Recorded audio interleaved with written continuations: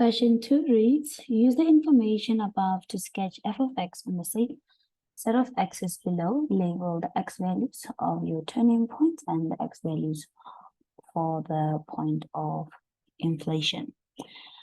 Our turning point will exist where our derivative,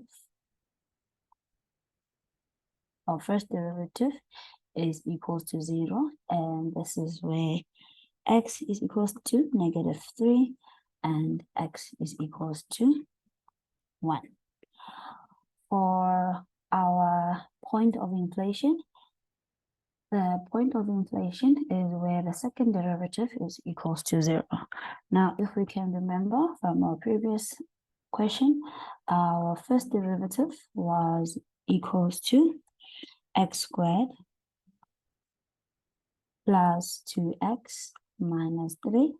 So our second derivative will be equals to 2x plus 2. Our second derivative will be equal to 0 at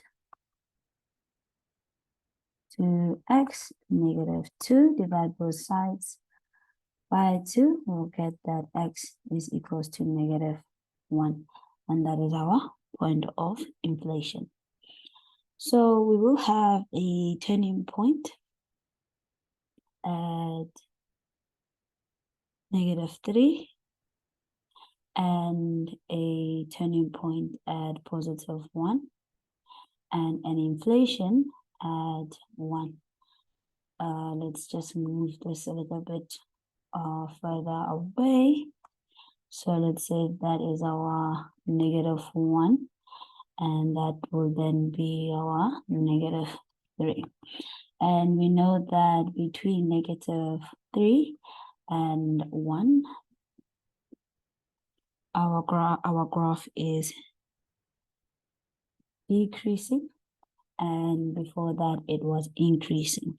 So our graph increases up until 3, and then it decreases.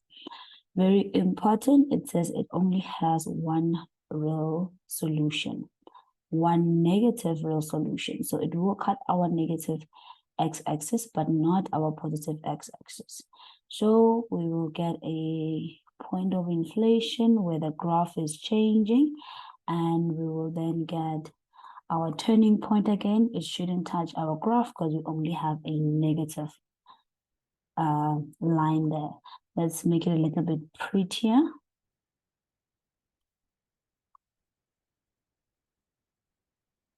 There, so we will have a point of inflation there. Those are our two turning points and one negative real